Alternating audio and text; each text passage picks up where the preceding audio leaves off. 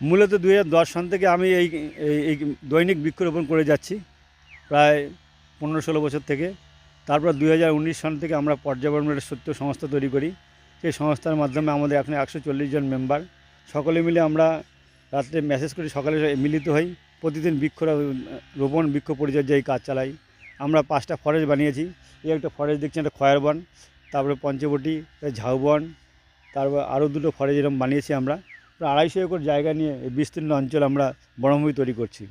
কুচবিহারের মাটিতে গভর্নমেন্টের সেফ 0.2% বনভূমি, সেই বনভূমিকে বৃদ্ধি করা যায় তারই প্রচেষ্টা চালাচ্ছি।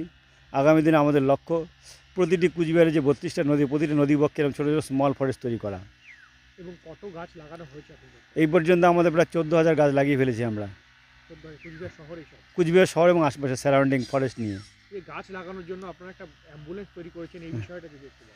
আর টি অ্যাম্বুলেন্স আমরা 2024 সনে প্রথম চালু করেছি, বাংলার প্রথম টি অ্যাম্বুলেন্স। যে টি অ্যাম্বুলেন্সে জলের ব্যবস্থা আছে এবং 49 টুলস আছে এর ভিতরে। আমাদের এমন আধুনিক মেশিনপত্র যেটা আমরা 1 ঘন্টায় 100টা গাছ লাগানোর ক্ষমতা আমাদের কাছে আছে যন্ত্রপাতি। পাশাপাশি এই যে আপনারা যে গাছ লাগান তার পরিচর্যা কীভাবে করেন? আমরা মূলত 4 মাস বেশি করে বৃক্ষরোপণ করি বর্ষার সময়টা, আর 8 মাস বৃক্ষ পরিচর্যা করি। পরিচর্যার প্রতি বেশি ধ্যান দেই। আজকাল দেখা যাচ্ছে লোক বৃক্ষ লাগিয়ে চলে যায়, পরে ঘুরে তাকায় না। আমরা বারবার প্রতি মাসে প্রতিটা গাছকে গিয়ে আমরা পরিচর্যা করি। আজকের দিনে দেখুন আমরা পরিচর্যার দিকেই বেশি জোর দিচ্ছি শীতের সময়টা। এই গাছ লাগিয়ে কতটা মানসিক শান্তি পায়? এটা একটা বড় অ্যাচিভমেন্ট, এর থেকে পূর্ণ কাজ মনে হয় না। যেমন আমি দেখি যে এটা পরোক্ষ বড় সেবা। আজকে আপনাকে কোনো মানুষকে রক্তদান করবেন, 1 বছর 2 বছর পরে ভুলে যাবে, কিন্তু বৃক্ষরোপণ করার পরে মানুষ যুগ যুগ ধরে মনে রাখে। বাধা এসছে, কোনো বাধার সম্মুখীন? প্রতিদিনই অনেক সময় বাধা আসে, ছোটো ছোটো বাধা আসে।